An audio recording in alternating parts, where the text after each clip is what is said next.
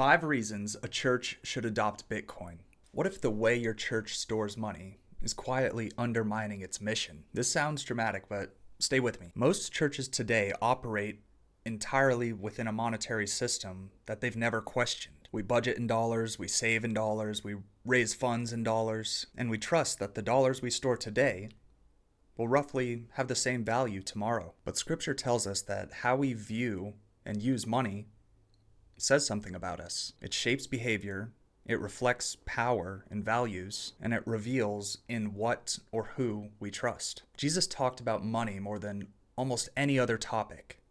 11 of the 40 parables used money as the primary metaphor or reference. Not because money is evil, but because it is formative. So today I want to make a serious, practical, and biblical case for why churches, yes, churches, should at least consider adopting Bitcoin. Not as a speculation, not as a get-rich-quick scheme, but as a tool for stewardship, independence, peace, and justice. Here are 5 reasons a church should adopt Bitcoin. Number 1, debasement of money is a moral issue. Proverbs 13:11 states, "Wealth gained hastily will dwindle, but whoever gathers little by little will increase it." The idea of saving money is to preserve the fruits of your labor, to store your time and energy across time. Today, saving in dollars, or pretty much any fiat currency, essentially guarantees loss of purchasing power, loss of the fruits of your labor,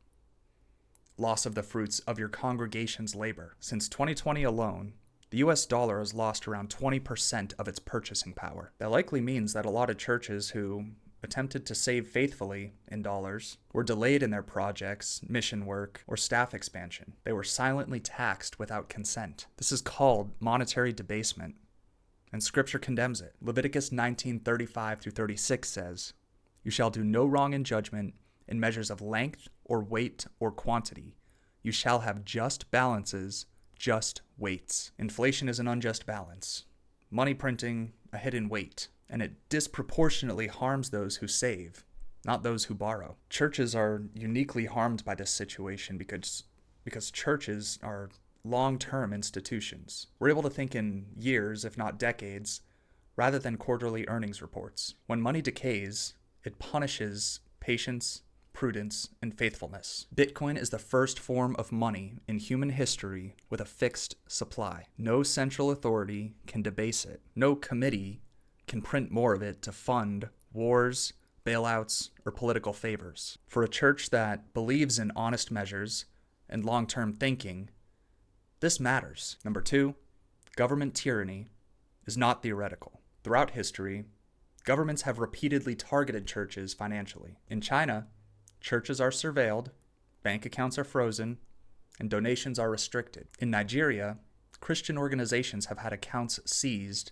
under anti-terrorism laws. In Canada, churches that protested COVID mandates, telling people, the congregation, that they can't go to church, had their bank accounts frozen. In the UK, street preachers have had their bank accounts revoked. In the US, nonprofits can lose tax-exempt status for unpopular views. This isn't all paranoia, it's precedent. Bitcoin allows a church to hold and receive value without asking permission from another man. Holding Bitcoin is a peaceful revolution, but it's also offering you resilience. Proverbs 22:3 says, "The prudent see danger and take refuge, but the simple keep going and suffer for it." A church that diversifies its financial rails is ahead of the curve. They're simply being prudent. Number 3, Bitcoin is a peaceful opt-out. Many Christians would have moral hesitance for violent revolution, right? Jesus said, turn the other cheek.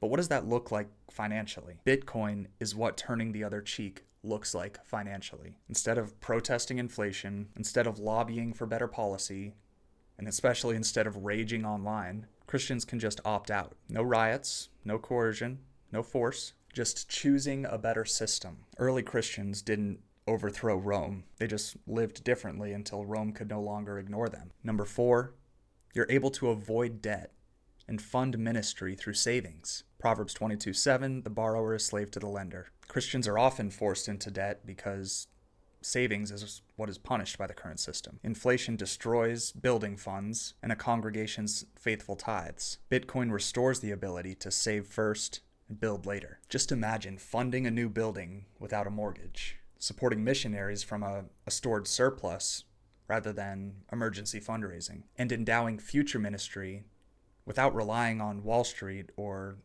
donors that may disappear. This isn't about hoarding wealth.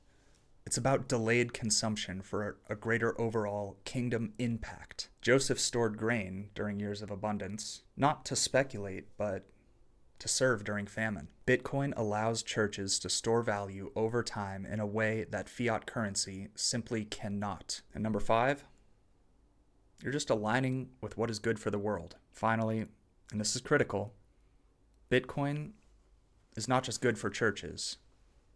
Similarly, in the way Jesus is not just good for churches, it's for everyone. It's good for humanity. Bitcoin represents economic empowerment for 8 billion people. Over 1 billion people worldwide lack access to stable banking. Many live under regimes that confiscate and inflate money at will. Bitcoin does not discriminate, does not require permission, it does not care about race, gender, nationality, or social status. It works for the wealthy and the poor, the connected and the marginalized. Psalms 82:3 says, "Defend the weak and the fatherless.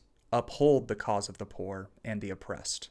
Bitcoin empowers the poor and the marginalized, not through charity, but through access. By supporting Bitcoin, churches align with a system that gives economic agency to 8 billion image bearers. That matters. Do your own research and it will become clear that adopting Bitcoin is not abandoning prudence or wisdom. And it doesn't mean going all in overnight. And it certainly doesn't replace generosity, prayer, or trust in God. But it does mean asking an honest question. Is the money that we're using helping or hindering our mission? Bitcoin offers honest money, peaceful resistance, financial resilience, long-term stewardship, and global empowerment. For churches serious about faithfulness in a system of monetary chaos, Bitcoin deserves serious consideration. If the early church had access to incorruptible money, what might they have done? And what might we still do today?